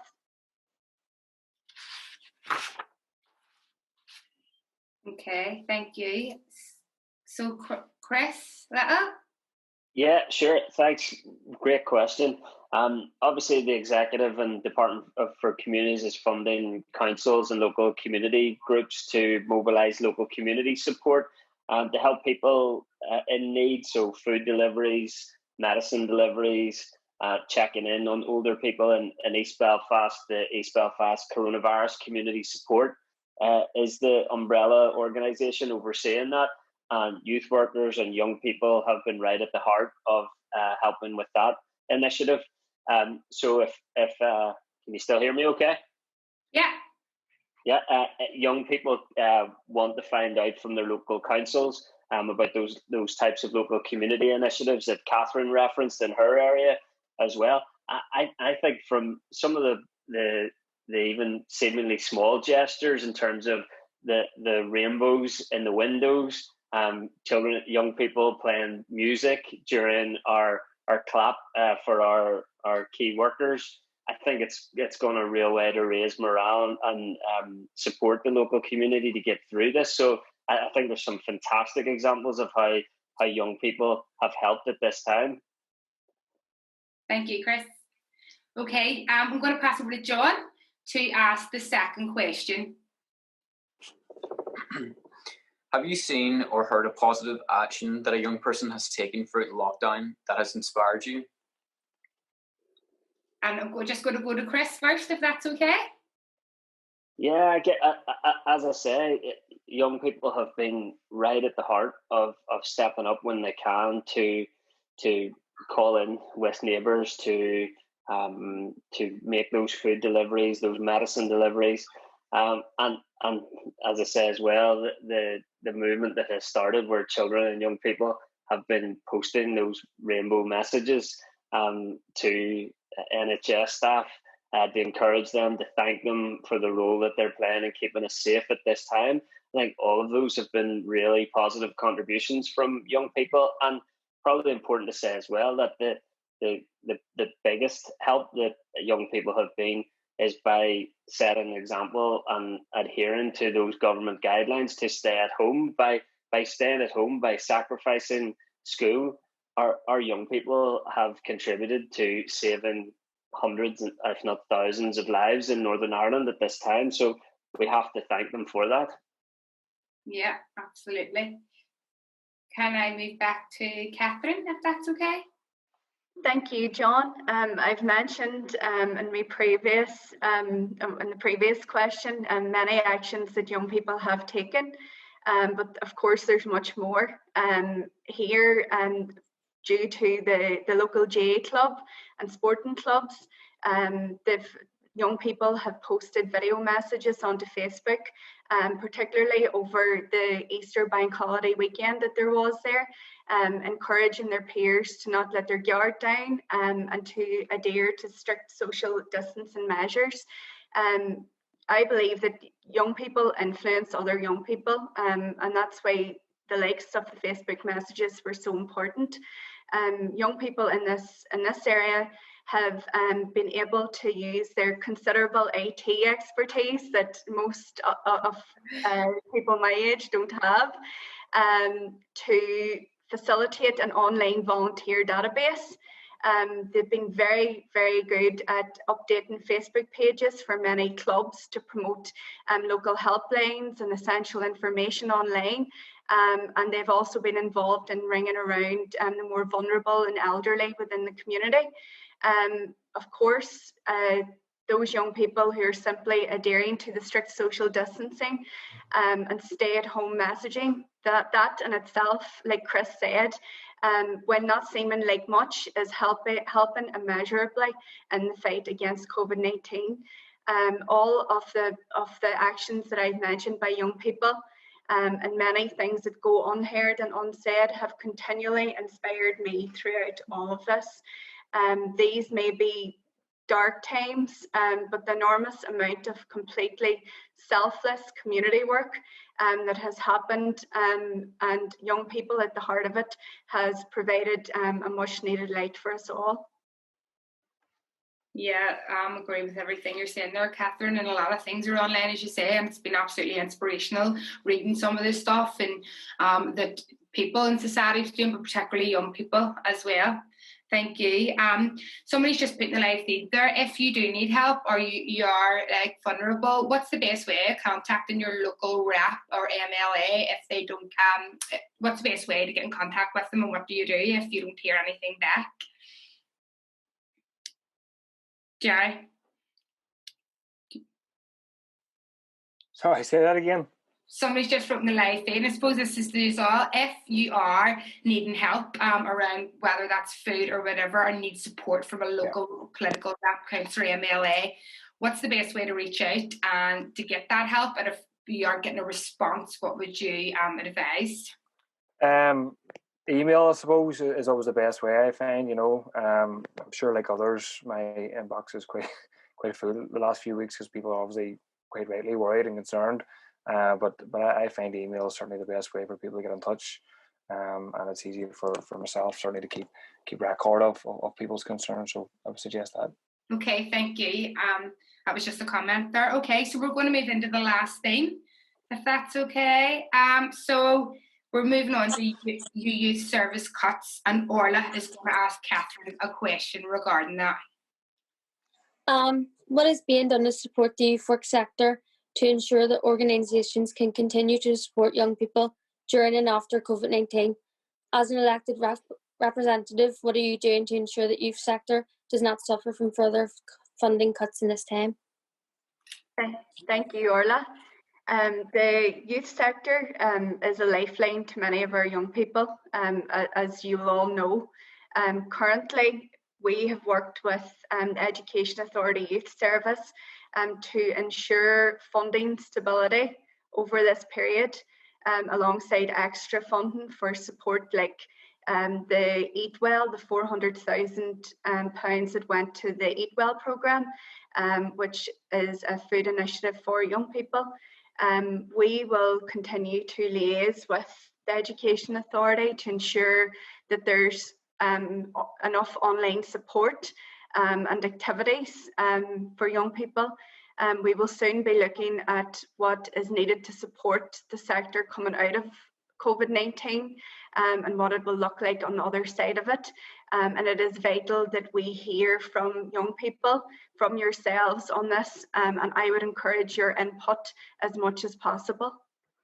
Thank you. Catherine, does anyone else of the political reps want to come in around that question around youth service cuts? And come in, Natalie, briefly. Sorry, yeah, just to say that the party education spokespeople had been working together in the absence of the executive to have regular meetings with the Education Authority with regards to the new funding model for youth services. And when the Assembly was back in place and the Education Committee was back in place, we were delighted to be able to invite Chris as a representative of the Youth Forum, along with other representatives of youth services, to make sure we made the case for that funding to the Department of Education and the Education Authority. So I think you've extremely supportive elected representatives on that Education Committee for the funding being put into youth services. Okay, thank you, Chris. Sorry. Yeah, Natalie, just again, it's coming through on a few of my feeds here, and Chris, thank you for inviting us up to the Education Committee a couple of months back to talk about the new funding scheme. There are members of the network that are watching today, and they are asking questions around the new funding scheme, and there are pressures there, and ODE are looking at it too, and EA have issued letters to say that they can give regional groups 3 months funding. But I think the sector would like to see a little bit more. I think the example that the Communities Minister had set down in allocating 6 months funding with no pressure to deliver high-level outcomes was a really good signal, and we would hope that the EA could follow suit. Now, I know they are working hard in the background, and EA are waiting on their allocation from DE with regards to funding. But I think, as Orla has highlighted there, she recognises that youth workers are working really hard in the background to support young people. And I think as a sector, we feel really under pressure. And a wee bit, I'm not saying we're at breaking point just yet, but staff are feeling the pressure, young people are feeling the pressure, and organisations are certainly feeling the pressure. I know that some organisations are having to start to furlough staff and things like this. So it's probably worth noting in this meeting. Just when you were talking there, I was highlighting there's lots of groups there that have been commenting, the likes of Bites and Springboard Forum, Princess Trust, Young Farmers Club, Volunteer Now, Housing Rights Extern, Youth Action, Network Youth. There's loads of, I've listed loads of them here who are tuning in today and watching and retweeting. So there's a good lot of interest in the sector, and lots of words, I should say, lots of positive words for the politicians that have weighed in. Andy Hewitt has just tweeted or Facebook message there on the live stream to say that youth services are still getting a very small percentage of the overall education budget, and he's wondering will that ever change. And I suppose that's an argument that's been well rehearsed and we've been discussed as the Cinderella service. So it's definitely a big issue that we want to keep talking about through this crisis and beyond, I guess.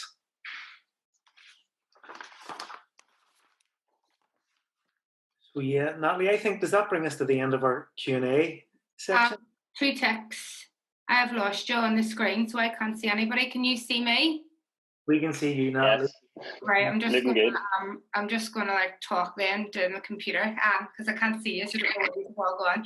So listen, can I just ask one question that's came through on the feed there? It's came through a couple of times, if that's okay, and it's around why did the EA not publish education resources in Irish? If anybody wants to take that question.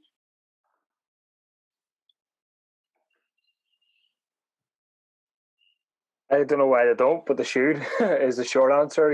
They've produced it, I think, in 11 different languages, if I'm correct. People obviously learn through Irish, they socialise through Irish, they go to youth clubs in Irish. So I think, it's very worrying that they didn't. I don't know why. The department need to explain themselves, but I'd certainly be in favour of it happening. Okay. I think that this is something that the Education Authority are rectifying as we speak. I think that the Irish medium sector, there are so many young people across the north who speak Irish. It's their first language in many cases, and I think that the department and the Education Authority through yourselves just need to keep an eye on it. And we'll be doing that with the Minister and with Sarah Long in the Education Authority whenever we can. Okay, thank you. I'm just conscious of time here, so Chris, unless you want to, we're just going to ask anything, we're going to move into closing comments. First of all, from NIYF, if that's okay, and then over to yourself, Chris. Sure, yeah. So I'd just like to say thank you to everyone, first of all to the political representatives for all being here and listening to what the young people are saying and answering our questions very well. I think that it's really given the young people a chance to be heard and also just to get a lot more information that maybe we haven't got in the past. So it's very beneficial, and obviously thank you to everyone who asked questions. And thank you to Natalie and Lauren who put a lot of work into this, to organise this meeting. I think it's been a really good opportunity for everyone. And I hope that everyone who was watching got a lot out of it. I certainly did. And I hope that maybe we can, it is a prolonged thing, this would happen, and maybe we can do another one of these in the future.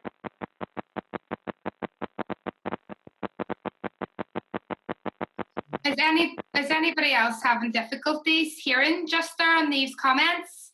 Sorry, NIYF. I was just, I think, do you want to? Just to say, if you turn off the camera, you can normally hear people better and the sound. If there's difficulty, just for reference. Okay, that's great. I'm getting like Zoom tips every day. My Zoom's getting better, fellas.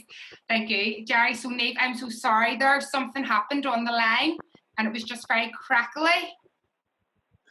I'm wondering, is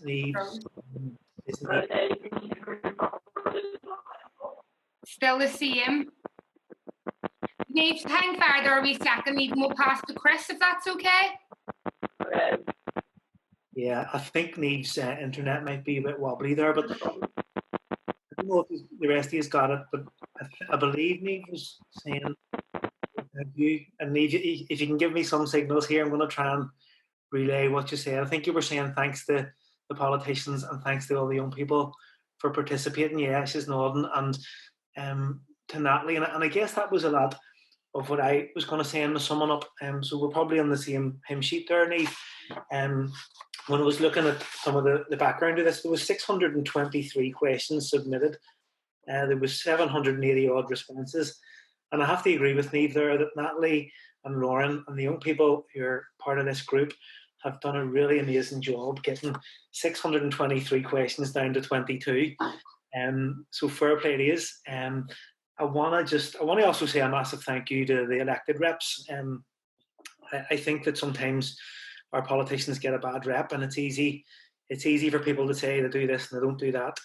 But we have been in this chat room now for 2 hours, and this isn't a one-off. Our elected reps always give us their time, and they're always very accessible. There has been lots of great comments on Twitter, on Facebook, on WhatsApp, on text, just to say how great this is. And in fact, some of our funders want to see clips of the videos and share this as a model of good practice as to how young people are inspiring youth-led social action and engaging directly with elected reps. So look, it's just to say a massive thank you to you, because you're always there, you're always very supportive. We mightn't always agree on all of the issues, but I think the feedback that I've been getting privately here is how supportive all of the reps across all of the parties have been. So a very sincere thank you to you all for listening and giving up your time. As I said, massive thank you to Natalie and to Lauren and to the young people. There's lots of people in the background that have worked hard to make this happen. And whilst I was in my backyard over Easter enjoying the sunshine, I know that Natalie and Lauren were plugging this like mad.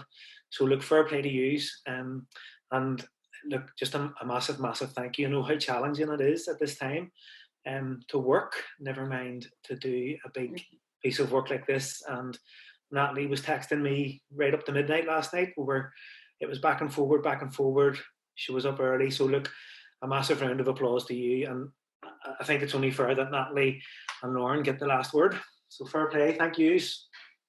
Well, guys, no, listen, As I said at the start, I'm definitely a fish out of water in terms of organising this. I'm all for physical interaction, face-to-face with people, and meetings and my technical skills aren't great. So I think it went really well, and more importantly, young people got an opportunity to talk about what's on their mind and ask those questions. And political rap's brilliant, they're engaging in some actions out of that. So it's amazing. So thanks to all the young people and all you for taking the time to be part of this today. And do you know what? I'm just sitting here thinking we meet with our political raps on a quarterly basis in a room, and as much as I love that and I'm an advocate for that, look at the many people that have been able to access this online, and other young people watch this. So it's definitely ideas for moving forward. I just still think we should meet in a room, but maybe live stream that, because of the many other young people and organisations get to view that. So yeah, definitely food for thought. But thanks again, thanks to the young people, and special thanks to Lauren, who his head's been away with me the last few days, who's our technical whiz. So thank you. And I'm going to pass to Lauren, because Lauren has been doing all that side of the stuff. So if you want to say a few words, but thanks again.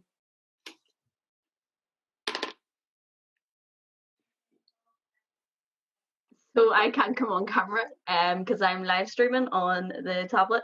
But yeah, just a massive thank you to everyone for partaking today, and the young people for helping us put this all together, and everyone who took part in the survey. It was so important that everyone's views were heard, and there were some great questions. And yes, we couldn't get to everything today, but we covered as much as we could, and every voice has been listened to, and we will act on as many as we can.